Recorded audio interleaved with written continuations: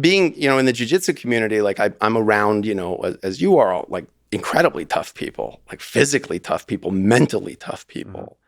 But, I've seen some of those people taken down by a 120-pound woman, not from a grappling perspective, but they are taken apart by a woman in their life. And vice versa. I've seen men, who like, it really is shocking how much leverage we give to our romantic partners and how little genuine discussion we really have about it, how much we really are ever trained to think about it.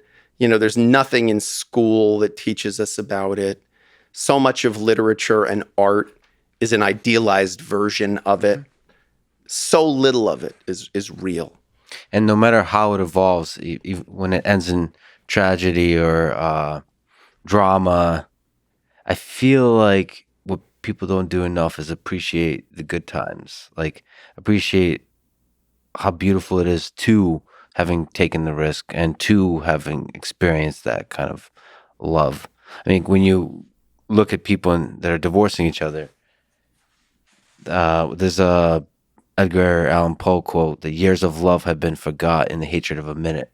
I always kind of am saddened, like deeply saddened, how people seem to forget how many beautiful moments have been shared when some reason, some drama, some breakup leads them to part ways. Yeah.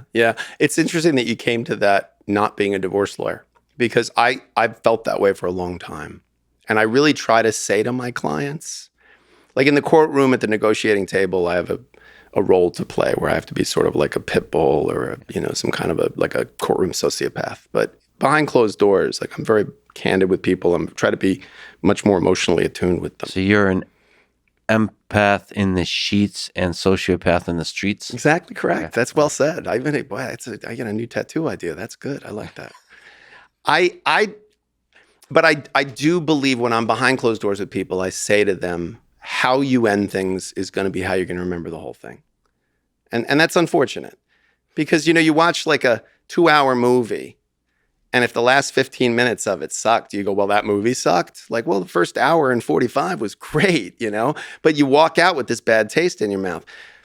I'm genuinely in awe of how easily people forget that they loved each other. And I'm amazed because by the time I meet them and by the time they hire me to be a weapon against the person they were in love with, there's nothing but animosity there. And so I have to try to imagine what these two people looked like when they were in love with each other and how that even existed. But I have to tell you, like, I don't function that way. Like every woman I ever had a relationship with, like when I think of them, I don't think of the ending necessarily. I try to think about the greatest hits. I try to think about the moments that were wonderful, where I loved them and they loved me, and like there was joy and there was connection. And I don't know why you'd choose not to.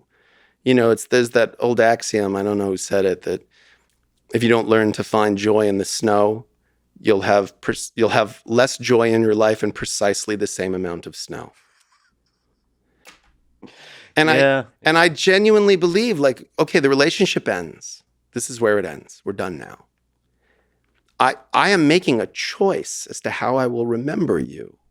And we do it in relationships. Like I always tell people, if you ever want to see a couple light up, if they're ever like the couple at the table that's, it seems like they got in a fight or something, ask them how they met. And most people, when they talk about how they met, like their face softens. They both, and the other person looking at them telling the story gets that look you were talking about before. Yeah. And because they remember that thing and how they felt at that moment. And when this person was a choice, not a default, not their automatic +1, but the person they asked to the wedding. Not the, of course you're bringing her, it's your wife. You bring your fucking wife places. Like it was still, hey, there's like, 3.5 billion women and I'm picking you, like that feeling. And I don't know why when a relationship ends, you can't do that. A lesson I learned when my mother passed away she had a 2-year terrible battle with cancer and was on hospice and was very, very sick. And it was a very slow and awful end. And I remember one of my worst fears was that this is how I would remember my mother for the rest of my life. That I would never be able to think of her, that I didn't think of what she had become in the last months, where she was withered away to nothing in this bed, you know? And I learned over time that memory is very kind, that like that faded somehow.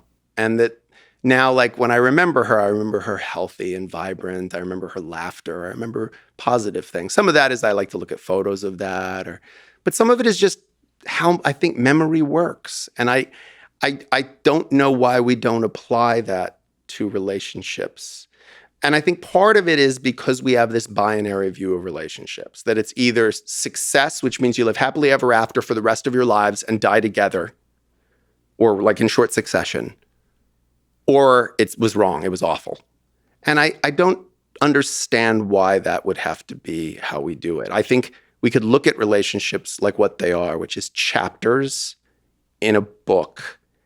And that book is our life. And those chapters all have significance. And none of them the later chapters, none of them would happen without the prior ones. Mm-hmm. So there's this beauty to me of that. And I don't know if it's a choice or if that is how it is. And the rest is just narrative that we've put on top of it culturally for some reason.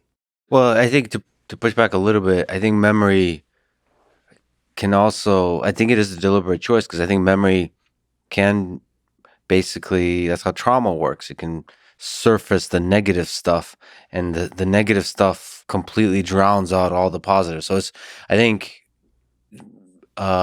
it's a deliberate choice to make your memory probably work that way. You know, in relationships, betrayal can do that, right? Sort of cheating, infidelity, like one event can almost erase the entirety of your understanding of the past, and all the memories are sort of shrouded in this darkness of, okay, what I believed was true is totally untrue. And sort of to overcome that and still appreciate the beautiful moments. I'm continually astounded by how long the hurt and anger of betrayal can reverberate. I have clients who were 4 years, 5 years past when the divorce ended, the cheating was discovered, and they're as angry as they were the day they found out. And I don't know what that's about. Because I also have clients that they like look back on it and they go, you know, we screwed up. Like we were, you know, we didn't do the best, but we did the best we could do at the time. And, you know, there should be stars for wars like ours, you know, like there should be champagne for the survivors. Yeah, that's beautiful. Like we made it through, you know, like we survived it, and we were fools, and we were fools for love. And there are worse things in the world to be fools for. But I also do think that most relationships where there was infidelity, and it's not a popular thing to say, and I'll get pilloried for it, but great. You know, I just don't know, and I don't want to blame the victim of infidelity, but was the relationship really where it needed to be? Like, were you truly the most just dutiful spouse who was seeing this person's needs be met? Again, we've established in the granola story that people can sometimes, with good intentions, not be meeting their partner's needs, or perceiving their partner's needs, or their partner isn't communicating them the right way, or all of the above. But I've rarely seen very happy, content couples that cheat on each other. Mm-hmm. And so I understand there's a shame in saying this person cheated on me, or I cheated on this person. Because I represent the cheater, and I represent the cheated. I represent the victim of domestic violence, and I represent the perpetrator of domestic violence. I represent the person with the substance use disorder, the person married to the person. So I don't get to choose the white or the black hat. Like, I have my client, and that's my client. And it forces me to put myself into their story from their point of view. And I think that kind of radical empathy that you need to engage in on a daily basis to represent people in those kinds of proceedings, it just I don't know. It just doesn't seem like there's good guys and bad guys. It just seems like it's complicated, and people's intentions and where they actually end up are different. Yeah, I think there's some sense in still remembering the betrayal as it being a symptom of taking life a little too seriously, where you don't. Life shouldn't be taken that seriously. You should be able to laugh at it all. I like the story you say of, being able to appreciate the battle. That should give stars for those kind of wars that we fought, and just kind of be able to laugh at it all.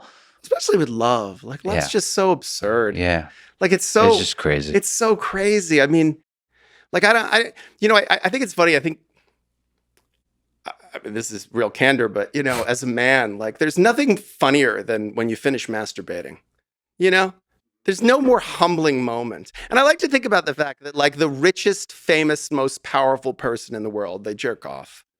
The most powerful man in the world jerks off, I'm sure. All of them do. I mean, you probably know them, so you could ask. But in that moment where you come and you go, what am I doing? Like, now I got to wipe that. Like, oh, like, good Lord. And there's this feeling of, but a second ago, this seemed like a great idea. And it was, by the way, it was a great idea. But there's this moment, this satori, where you just go, oh, like, what? This is so silly. Well, like, that's love. That's sex. Like, it's great. Like, when you read other people's infidelity, the text messages, the emails, because I have to do that all the time. And I'll tell you how we make the sausage. In a divorce lawyer's office, some of the most entertaining moments is dramatic readings aloud of people's infidelity exchanges with their lovers. The sexts. Yeah, the sexts and the like, like, it's just so ridiculous because people have to go through, like, all kinds of gymnastics to be able to meet and have sex in weird places. And, and you're reading this and you're reading these texts and you kind of go like, oh my God, these people. And by the way, like, I've represented some very powerful people. Mm-hmm. And you read their texts with their lover or even their spouse, and they're just pathetic. I mean, they're just, like, so not powerful. They're so like, hey, babe, I have a will remain totally nameless. I have a very powerful, wealthy, famous former client where there's a whole series of texts about, is my dick weird? Which, by the way, I think the answer is if you have to ask if you have a weird dick, the answer is probably yes. Because I've owned one and I've never thought, is this weird?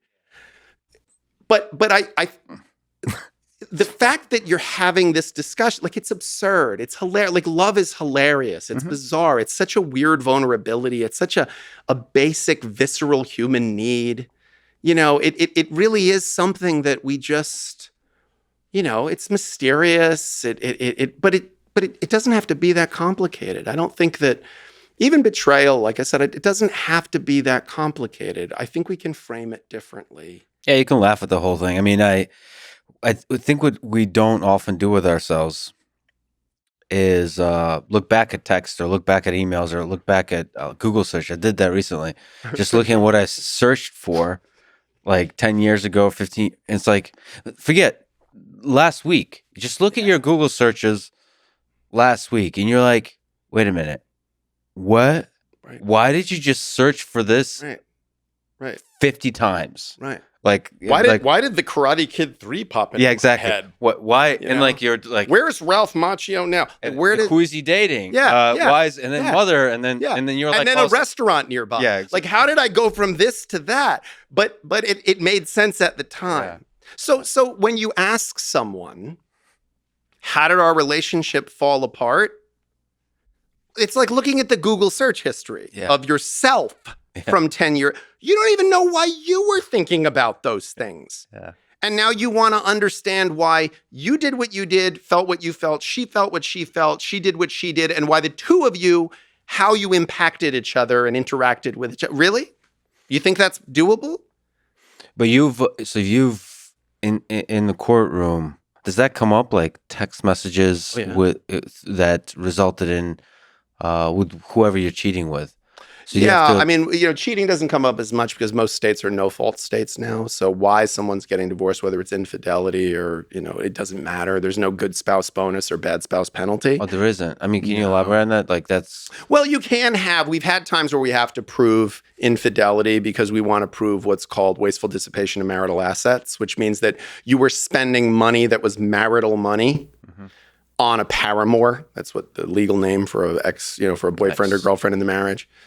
And usually the person calls it, that whore or that piece of shit. Yeah. But we call them It rhymes. paramour. It rhymes, The paramour. Yeah. And sometimes we have to prove inclination and opportunity. We have to prove that this person had the inclination to cheat and that they had the opportunity to cheat. And then we want to show that, okay, so when they went away, that should be considered dissipation of marital assets. So if you go out to dinner with your brother, you didn't dissipate the marital estate. But if you bought your paramour a Tiffany bracelet, that would be a dissipation of marital assets, and the person's entitled to a credit back for that from what was taken out of the marital estate. So we do sometimes have to authenticate text messages on the witness stand or in depositions, And what's interesting about that is the way people approach it. Like people sometimes try to pretend, oh no, this is just my good friend, and which is just like you kill your credibility, if you, oh no, she's just my very good friend. She's not. That makes no sense whatsoever.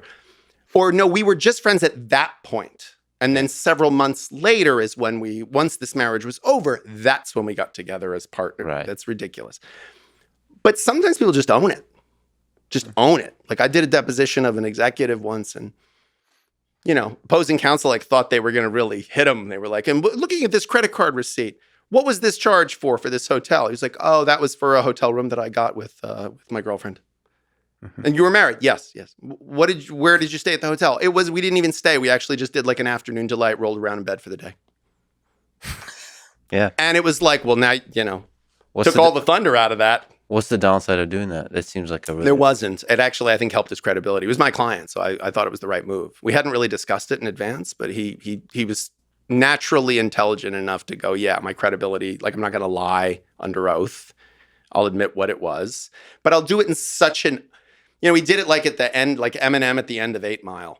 Like it was very like, yeah, I cheated on her with this person. Now tell these people something they don't know about me, And that's kind of how I try to, as a trial lawyer, we actually, in my firm, refer to it as the 8 Mile strategy, which is like, we will, if I know there was a text message sent, you piece of shit, I hope you die. My client sent that text message to his co-parent. I on my examination of my client, I will say, I'd like to have this marked for identification, shown to the witness. What is that? Yes. It's a text message. Who's it to? Plaintiff. You sent it? Yeah. Read it out loud for the court. Do I have to? I think you should. You're a piece of S. Does it say S? No. What does it say? Yeah. Well, it's a profanity. So you say it. You piece of shit. I hope that you die. Yeah. You sent that to her. Yes. Why? I was really mad. Do you think that was good? No. Do you think it was helpful for your co-parenting relationship with her? No. Why did you send it then? She sent me like 50 texts exactly like that. And I never responded. And I pushed it down every time. And then finally, I just blew up at her. If you had it to do over again, would you do it differently? I wish I could say I would. But the truth is, I'm human and I was at my limits. And I'm watching opposing counsel cross out entire sheets of their cross-examination because it's gone now. They thought that they had their like Perry Mason moment. They had their like, did you order the code red moment? And it's gone now. Because if you just own and accept your fault or your issues in the relationship, you can take a lot of the power out of that. And I wish we wouldn't take text seriously. I don't think we should have substantive discussions via text. I think text was designed for, are you here? Yes. 15 minutes away. Or I got here safely, love you. Like that. Substantive discussions. People love having arguments via text. Yeah. And I have to say, when you read other people's text messages, as I am often forced to do, it is amazing because just like that Google history you were talking about, I don't know how the hell you got from one thing to another. Like I was just reading on the way here in the car, I was reading through a text exchange between two co-parents in the middle of a custody thing that I'm involved in. And it's like, you piece of shit, you never cared about anything, and I'm going to take, you have no right to take the kids from me. And then the next day, nothing in between. The next day, Maddie got a good grade on her science thing. Oh, that's great. She's doing so well. It makes me so happy. Yeah, her teacher said she's doing really well. Yeah, that's really great to see. I'll be there about 15 minutes late. No problem. See you then. Wait, like it was a day ago. Was there some, I want to know, was there a phone conversation in between where one of you went, hey man, listen, I'm really sorry about that. Oh no, look, we were both pissed, whatever. Or is it just like you did that and then we're supposed to pretend that didn't happen and now we're just going to talk about what Maddie got on her test? Yeah. Well, sometimes a good nap or a good night's sleep can solve a lot of emotional issues. I totally get it. But is there some, if you're looking just at the texts, like it begs the question, wouldn't you take the nap and then go, hey, listen, I just woke up from the nap. It turns out I was really tired. Like, does that not happen by text? Oh no, that's because sometimes it's hard to probably apologize for being an asshole, right? So I think we use just text. We humans use all kinds of forms of communication to kind of vent. I think it's the wrong thing to do, but people do that. Text has a permanence, though. It's writing. I mean, it's writing. You think like a lawyer. I like it. I do think like a lawyer, but lawyers think like detail, and why would you write that down? Like, writing it down, like, would you write it down and would you put it on a billboard in Times Square? Because like everything you say on Facebook or Instagram can and will be used against you in a court of law. Like every photo you post. I mean, that's going on with what's his name? Jake Paul or whatever Paul and Dylan Dennis right now. That guy's girlfriend, every picture that's ever been put on the internet of her by her is being weaponized right now. To reference an earlier part of our discussion, that's love. You take a big risk putting it out there. Yeah. Putting out there on text, putting out there on social media. You take but risks. Is the reward of doing it via text worthwhile? Listen, the reward of love, I think, is worth the risks of love. Mm-hmm. But the benefit of communicating by text, does it merit that risk of that being in writing that the person can reflect on and review and scroll back and get heated up again about? I don't know. We just take risks and we're vulnerable with each other. There may be something about text that, for whatever reasons, inspires a kind of candor. Because I think it is a new way to communicate, right? Yeah. In the scheme of things. And so sometimes, we don't know the thing until it's really come into existence. So I don't know. I think it started as something that we just communicated in a very extemporaneous, unplanned way. Like texts were meant to be, I'm here, I'm outside, whatever it might be.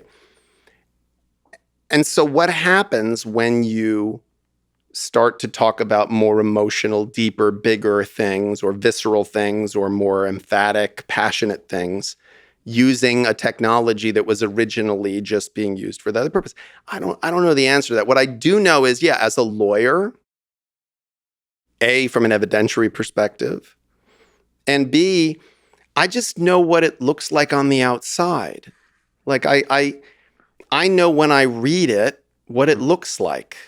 And that's not always accurate. Like to just see it's like when you watch, a video of someone at just their worst moment, and the person tries to say, but wait, that's not me. Like that was just me in that moment. That was me at this incredible low point. And I think as a lawyer, my job is to weaponize that and to try to say, okay, this low point is indicative of who they actually are. Yeah. And when I'm defending someone, I'm supposed to say, well, this is their low point, and we've all been to a low point, and this is just a moment in this person. And to judge them by that moment, would you want to be judged by your worst moment? So I have to be able to look at that both directions. Yeah, I mean, I don't think anyone looks great on text. I mean, there's so much of our communication that is missing. Your expression. Like my sense of humor does not do well via text. Like because I have like sometimes a sarcastic sense of humor, or I have a dry sense of humor, and it does not always translate well to text. The nuance of things is lost sometimes, Yeah, but that's what makes the risk of it hilarious. I mean, the emojis, the memes, all that. Taking a risk. There's a risk with a text if you do some like dark, dry statement, right? Mhm. That's a joke, and then the pause, and then there's no response for a couple Yeah. hours. I mean, that's beautiful. I don't know. Yeah.